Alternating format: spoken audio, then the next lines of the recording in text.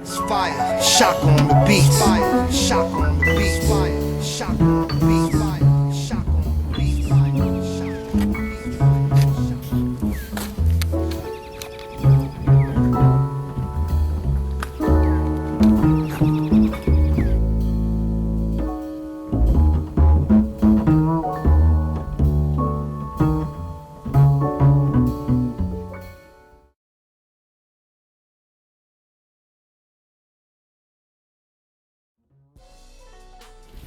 What's going on, everybody? It's D Frank. I'm sitting in the black ScatPack on this cloudy, rainy day, and I'm finally coming back with episode 2 of that series I just started, Solar to Scat. And as you've seen in the beginning, as I showed the pair that was on feed, it's an all-time classic of many people, and a shoe that saved MJ from leaving Nike. And this shoe will tie into the subject I'm talking about today. It's the Air Jordan 3 from 2001. Shout out to a good friend of mine that sold me this shoe a little over a year ago. And the subject I'm gonna talk about today is how can you tie sneaker customization, restorations, and all this stuff into cars. And once again, some of you might think, like, what does an old ass pair of 16-year-old shoes have to do with cars? Luckily, this pair that I found in this condition is very wearable from what I can find. And usually shoes that old, they get to the point where the midsole, where you're seeing all the yellowing was at, those get to the point to where it crumbles, and most people would throw those shoes away back in the day, thinking that they're unwearable. And nowadays, a lot of people have gotten into the point to where they would take them to a sneaker shop or a sneaker restorer to bring them back to life, to where they can wear them again. Because I know even my older brother had Jordans that he had, you know, about 20 years ago, where the soles crumbled and we threw them away, and not knowing that today we could have just put another midsole on them and brought them back to life. The same goes with taking a classic car. You know me, my favorite car all time is a 69 Dodge Charger. That'll be just almost like me finding a 69 Dodge Charger, you know, that's been junked or whatnot, putting the work into it, bringing it back to life to where I can drive it again. And not only that, not just with older shoes, you could take newer shoes that's been kind of beat to the ground, get a restorer to bring them back to life. It's just kind of like, since this been a reoccurring theme with me, a damn kind of like body work in a body shop. And all sneaker restorers and customizers aren't created equal, because I'll show you a prime example here, since we're on the subject of body shops and restoring sneakers.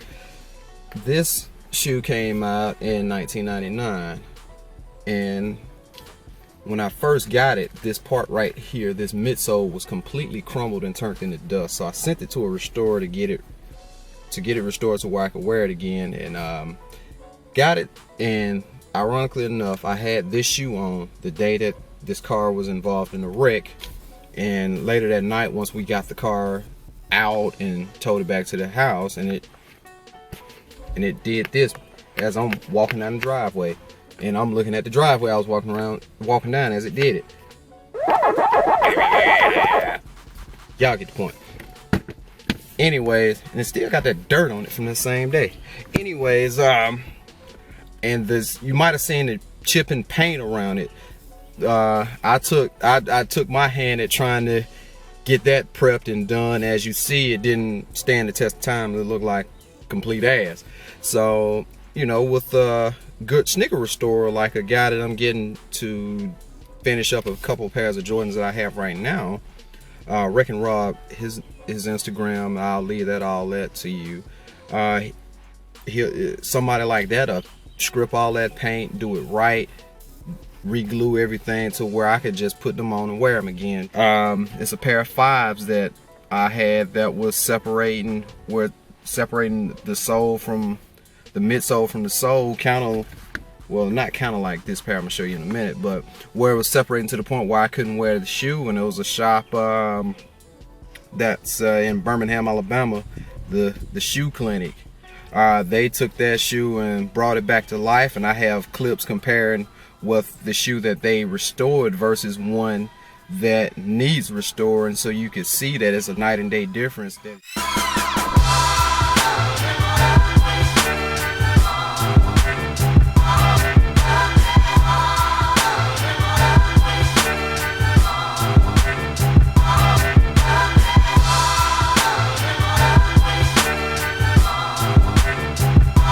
Me no different from that. And then not only you can relate that is, you know how pretty much like how my car, I dubbed it D Frankenstein in that in the revival video.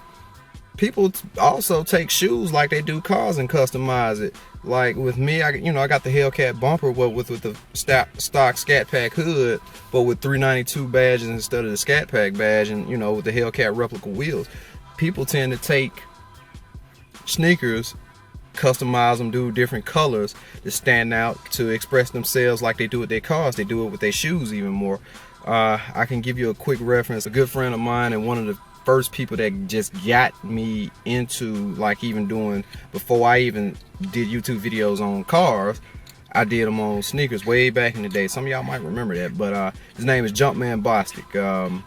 He did a custom Jordan 11 low in the same colorway and paint scheme, paying tribute to a H2 Hummer that he once had.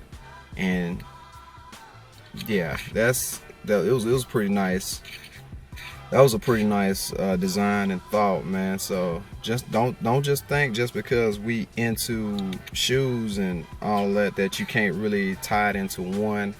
And while we're on the subject, and this will probably tie into the third episode, is a pickup that I just got today that I've been wanting for a long time, but I wasn't gonna pay no crazy price for. It's this bad boy right here, this Jordan 1 Retro Royal, and as soon as I got it, I went and laced it up. So stay tuned to episode 3 to see where I take a shoe like this and many others and how I can tie it into car related stuff. So until then, it's D Frank. Y'all already know the spiel I would normally give at the end of this, so y'all already know. I ain't gonna even say it this time. Y'all take it easy. See y'all next time.